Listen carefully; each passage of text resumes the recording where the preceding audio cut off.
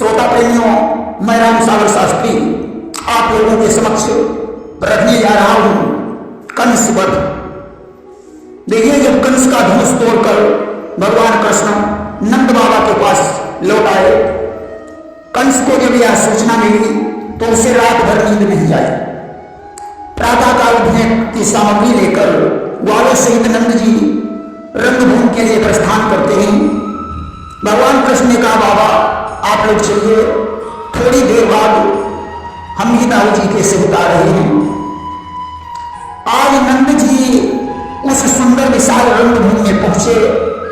द्वार पर नौबत बज रही है, अंदर पहलवानों का पिंड हो रहा है, चारों ओर मचान बने हुए हैं, दर्शक वृंद मचानों पर बैठे हुए हैं। ऋषियों मुनियों से भी नीचे सिंहासन पर भोजराज कंस बैठा हुआ है। नंद ने भेंट की सामग्री समर्पित कर दी और एक मंच पर बैठ गए।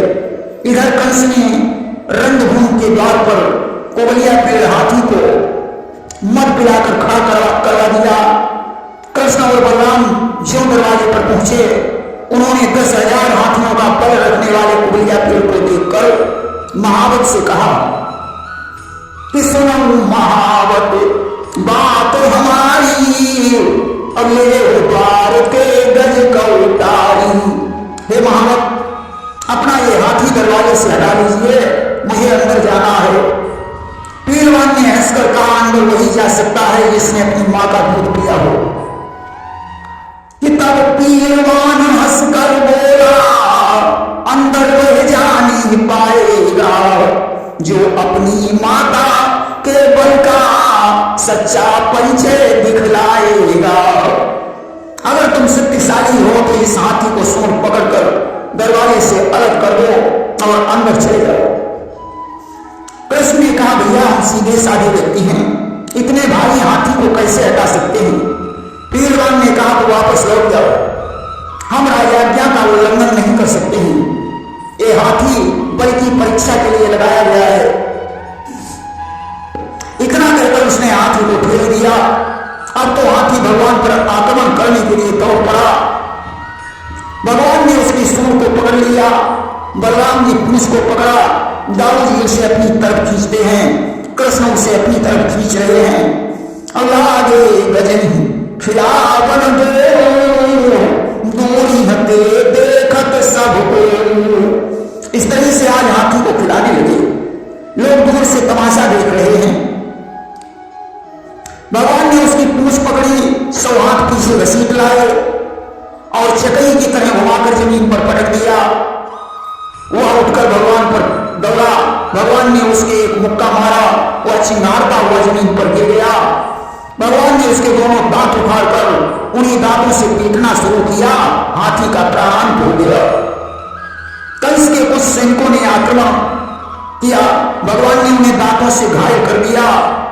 उन्होंने दौड़कर कंस को सूचना दी, महाराज नंद के लड़कों ने कोबलिया पेड़ हाथी को मार डाला है और वे रंगभूमि के अंदर आ रहे हैं। तब तक भगवान कृष्ण ने बलराम के सहित प्रवेश किया। देखा सारे राजकुमार अपने अपने मंचों पर बैठे हुए हैं, वैश्याओं का नृत्य हो रहा है।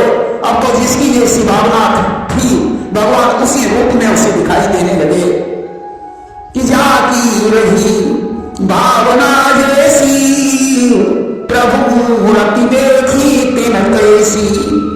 देवताओं को वे देवता के समान, ग्वालों को सखा के समान, बाबा नंद को पुत्र के समान और वीरों को महावीर के समान दिखाई दे रहे हैं। महारण धीरा मनम वीर रस धरे शरीरा। कंस को भगवान काल के समान दिखाई दे रहे हैं। फिर भी कंस ने भगवान से कहा, राजलतित होकर तुमने इतना बड़ा अपराध क्यों किया। भगवान बोले, क्या राजलतित का स्वागत इस प्रकार से किया जाता है। हमने तुम्हारे हाथी को इसलिए मारा ताकि गुमराहों के काम खुल जाएं, उन्हें समझ में आ जाए कि अब समय बदल गया है। चारों ने कहा, कृष्ण अगर तुम्हें अपने बल पर इतना घमंड है तो हमारे तुम्हारे दो हाथ हो जाएं। महाराज कंस का मन भी बह जाएगा। हमने सुना है कि तुम लोग कुश्ती लड़ने में बड़े माहिर हो। भगवान ने कहा, भैया हम लोग कोई पहलवान तो है नहीं, मुझे दाव पेच भी नहीं मालूम है, इसलिए थोड़ी दया दृष्टि बनाए रखना। बाबा नंद की तरफ देखा, नंद ने मन ही मन आशीर्वाद दे दिया कि तुम्हारी विजय हो। अब तो भगवान चुंदा को ठोक कर मैदान में उतर पड़े। जब नटवर ने संभल कर दिया जांघ पर ताल, नवमंडल हिलने लगा, कांप उठा पाताल। अब तो भगवान ने जो ताल ठोकी, आकाश हिलने लगा, पाताल कांपने लगा। आज पंजों से पंजे, घुटनों से घुटने, माथे से माथे और छाती से छाती भिड़ाकर दोनों एक दूसरे पर चोट करने लगे। अति सुकुमार देख नर नारी, कंस ही देनी हजारंदारी। कृष्ण को सुकुमार देखकर उपस्थित नर नारी कंस को मन ही मन गालियां दे रहे हैं कि आए दुष्ट को दया नयावती, अमृत सिंहन को युद्ध करावती। अरे इस दुष्ट को दया भी नहीं आती, ये हिरण और सिंह का युद्ध करवा रहा है। उधर मुष्टिक और बलराम आपस में भिड़े हुए हैं। चाणूर ने कृष्ण पर दोनों हाथों की मुट्ठी बांधकर प्रहार किया। भगवान विचलित नहीं हुए, उन्होंने उसकी दोनों भुजाएं पकड़कर चारों तरफ घुमाकर जमीन पर पटक दिया और छाती पर एक मुक्का मारा। मुष्टिक का प्राण हो गया। इधर चाणूर ने बलराम के भूसा मारा, बलराम ने उसके मुंह पर एक तमाचा मार दिया। रक्त बूंद होने लगा, चाणूर बेहोश होकर गिर गया और उसका भी प्राण हो गया। तब तक कोट नामक पहलवान आगे बढ़ा, बलराम के एक भूसे में ही उसका प्राण हो गया। सर और कौशल आ गए, सर को कृष्ण ने पैर की ठोकर मारी, उसका सिर कट गया। तो सर को बलराम ने तिनके की तरह चीर डाला। अब तो शेष पहलवान अपने प्राणों को लेकर भागे। अब कृष्ण और बलराम कंस के सामने वालों के साथ मल्ल क्रीड़ा करने लगे। देखकर कंस क्रोधित हो गया। उसने सेवकों से कहा, इन दुष्टों को लोहे की गर्म सलाखों से दाग कर इसी अखाड़े में जिंदा दफना दो। कि लोहे की गर्म सलाखों से दागा जाए मतवालों को, फिर जिंदा इसी अखाड़े में गाड़ा जाए बैतालों को। जो भी हिमायती हो उनको सूली पर चढ़ा दिया जाए, ग्वालों के वंश जाति तक को पृथ्वी से मिटा दिया जाए। इनकी जो सहायता करने वाला हो उसे सूली पर लटका दीजिए, सारे ग्वाल वालों का नाम और निशान मिटा दीजिए। कि इस पूरे भाग नंद जी के दो टुकड़े अभी किए जाएं, वसुदेव देव की उग्रसेन या सभी संभाल दिए जाएं।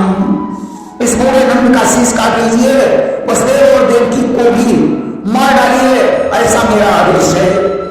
भगवान ने कहा, मामा वैसे तो मैं तुम्हें क्षमा कर देता, परंतु तुमने हमारे बाबा के लिए जिद कहा है, मैं अपने बुजुर्गों के अपमान को कभी सहन नहीं कर सकता हूं।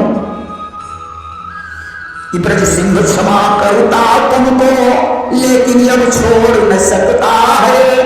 बापू के टुकड़े किए जाएं, बेटों के आगे कहता है। हम अपने पूज्य बुजुर्गों का अपमान हरगिज देखेंगे, जग में कायर कहलाएंगे, यदि बदला अभी नहीं लेंगे। संसार मुझे कायर कहेगा, इसलिए तुम्हें मैं क्षमा नहीं करूंगा। आज भगवान उछल कर कंस के सिंहासन के पास पहुंचे।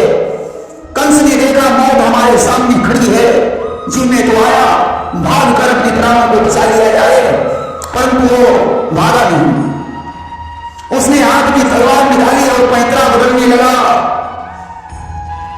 कि जब देखी सन्मुख मौत खड़ी, तो कंसासुर तत्काल उठा। जी ने तो कहा भाग निकले, लेकिन तलवार निकाल उठा। अचानक उसका मुकुट जमीन पर गिर गया। भगवान ने झपट कर उसके केसों को पकड़ लिया और जमीन पर गिरा दिया।